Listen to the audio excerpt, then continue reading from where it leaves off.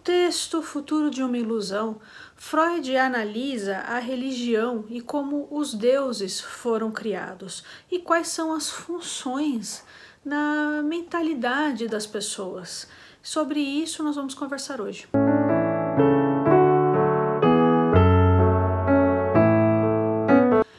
Oi pessoal, eu sou Juliane, você está no canal Vai e Veja, eu falo de história e literatura. Se você se interessa, se você gosta desses temas, se inscreva nesse canal. Eu peço que você utilize o campo dos comentários, que você mande esse vídeo para os seus amigos, deixe o seu like, publique esse vídeo nas suas redes sociais, tudo isso é muitíssimo importante, pessoal. Então hoje nós vamos conversar a respeito de um texto do Freud chamado Futuro de uma Ilusão.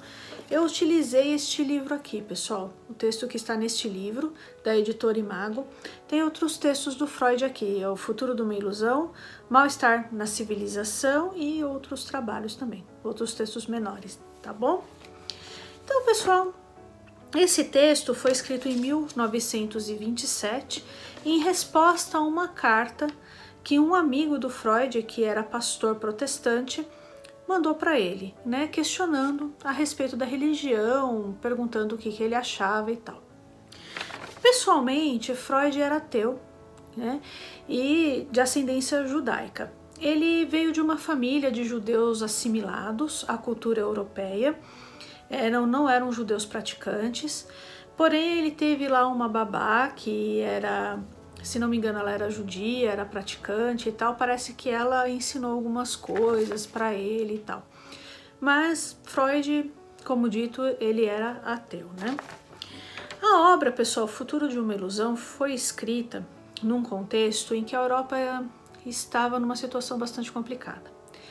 Foi em 1927, né? Então a Primeira Guerra Mundial tinha passado e os soldados que lutaram na guerra voltaram para casa traumatizados, muitos estavam mutilados, os países europeus majoritariamente estavam quebrados, né? Então vamos lembrar lá da Alemanha, que estava com uma economia quebrada, a população alemã estava bastante ressentida porque tinha perdido a guerra, houve o Tratado de Versalhes, os alemães perderam territórios.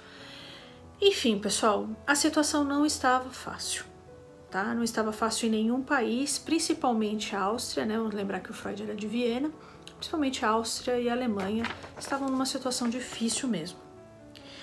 E aí, pessoal, nessa obra, o Freud ele apresenta o desamparo vivido pelo ser humano, no geral, né? É um desamparo que lembra o desamparo de uma criança, certo? Como que é a criança? A criança, ela ama o pai, né? Mas ao mesmo tempo teme. E ela vê que ela depende daquela figura para poder protegê-la, certo? Por quê? Porque a criança ela é pequena e o mundo é muito hostil. O mundo é muito difícil, a sociedade é muito complicada, certo? Aqui, pessoal, uma coisa, o pai, ele pode ser qualquer figura que cuide da criança, tá? Não precisa ser o pai consanguíneo, ok? E aí, pessoal, esse sentimento infantil de desamparo, ele persegue o adulto também, certo? A pessoa adulta também se sente desamparada perante a natureza. A natureza também é hostil, então vamos lembrar das enchentes, vamos lembrar dos tsunamis, das catástrofes climáticas, da seca, enfim. O ambiente, a natureza também, a natureza também é complicada, né, para o ser humano. O ser humano tem a noção de finitude, ele tem a noção da morte, o ser humano fica doente, né, o ser humano fica desempregado, passa por guerras, né? Então, imagina se tudo isso para uma pessoa. A pessoa ela se sente constantemente jogada no mundo. Ao Deus dará mesmo, certo? Aí ela desenvolve uma necessidade de ter em algo que a proteja de tudo isso. E tem mais uma coisa também que Freud explica, a questão da civilização, que está no texto Mal-Estar na Civilização. Por que o ser humano ele se sente mal-estar? Ele sente esse mal-estar na civilização, na sociedade? Porque ele precisa recalcar desejos que são antissociais, como, por exemplo, canibalismo, morte, destruição, violência. Quando o ser humano ele cai na barbárie, ele coloca tudo isso para fora. Entendem? Por isso que ele não pode cair na barbárie, por isso que a gente não pode nunca defender regimes que jogam as pessoas na barbárie, porque senão tudo isso que está recalcado vem para fora, e aí é a destruição total, certo?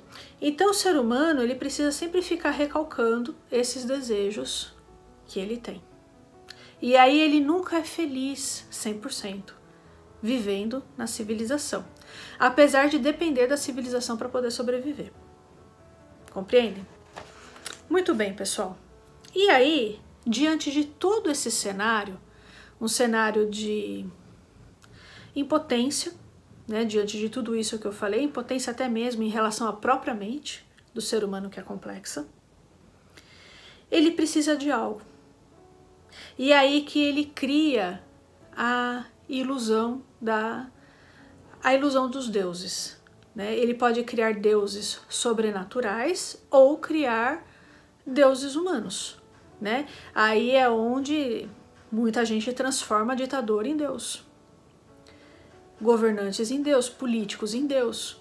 Aquele cara é o Messias, ele vai me salvar, eu tenho certeza que ele vai me salvar, eu tenho certeza que nossa, com ele a minha vida será muito diferente porque ele vai me proteger. Então vamos pegar lá o caso da Alemanha, né, da Alemanha após a Primeira Guerra Mundial. A gente viu no vídeo causas psicológicas do nazismo, né, que a população, principalmente a classe média alemã, ela se viu muito desamparada. De um lado, havia a classe operária querendo fazer uma revolução comunista. De outro, os ricos explorando essa população. E a classe média se viu completamente desamparada. Aí viu no Hitler uma salvação, um Messias, um Deus. Entendeu? E começou uma completa idolatria.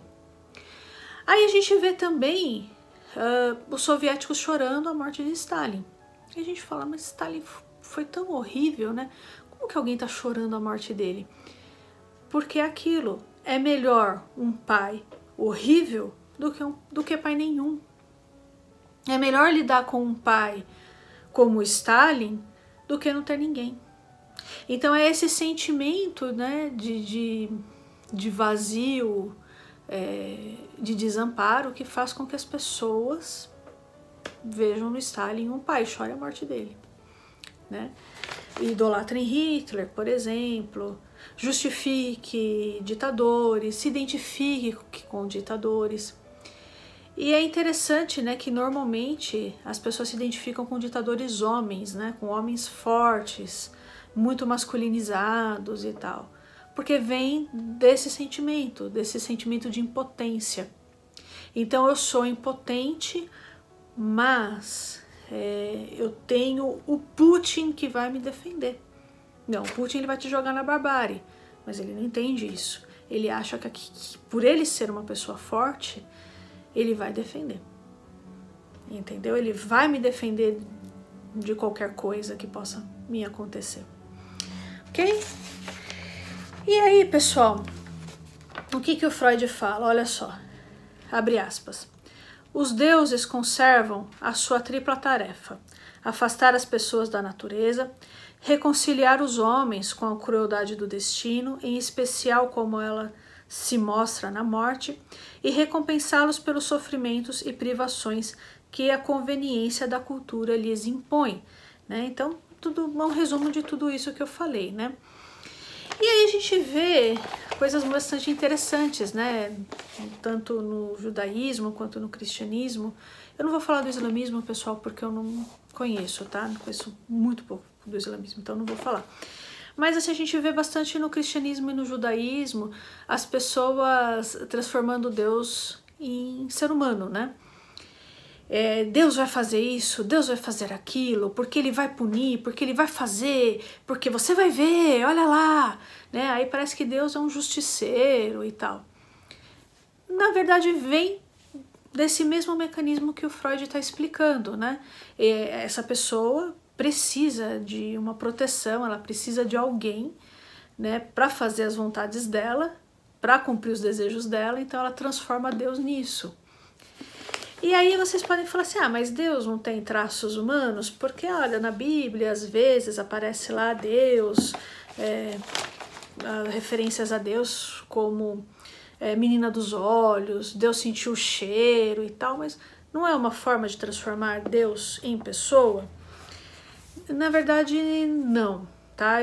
Eu vou explicar a partir aqui do Maimônides, né, que é um filósofo judeu espanhol, e ele explicou o seguinte, que os narradores bíblicos, eles se utilizavam de metáforas para fazer com que uma população bastante simples pudesse entender, pelo menos minimamente, como as coisas funcionavam, pelo menos o que eles queriam passar, o que eles entendiam também, né? Então vamos lá, pessoal, abre aspas aqui, Maimônides falando. Em suma, são atribuídos a Deus, que seja exaltado além de qualquer imperfeição, metaforicamente órgãos corporais para, através deles, indicar seus atos. E esses atos são atribuídos a ele, metaforicamente, para indicar alguma perfeição que não consiste no ato em si. Por exemplo, foram atribuídos a ele, metaforicamente, olho, ouvido, mão, boca e língua, para indicar visão, audição, ação e fala. E visão e audição são atribuídas a ele metaforicamente para indicar a percepção em geral. Então, não é porque está escrito o meu povo é a menina dos meus olhos, que significa que Deus tenha olhos, né? Deus sentiu o cheiro e se agradou. Isso não significa que Deus tenha nariz, certo? Então, é só uma forma que esses narradores encontraram, né, como eu disse, para poder explicar para uma população camponesa e tal, mais ou menos, né, o que era certo e o que era errado. Então vamos lembrar que o objetivo dos narradores bíblicos era construir uma civilização, né, pegar um povo bastante incauto, né, que eram os israelitas ali, e transformá-los em uma civilização. Então eles vão usar algumas metáforas para poder explicar um pouco para essas pessoas o que eles queriam, tá certo? Então é isso aí, pessoal. Eu espero muitíssimo que vocês tenham gostado do vídeo de hoje. Eu peço a sua gentileza, se você gostou, que você deixe o seu like, que você compartilhe, que você utilize aqui o campo dos comentários e publique esse vídeo nas suas redes sociais. Um abraço e até o próximo vídeo.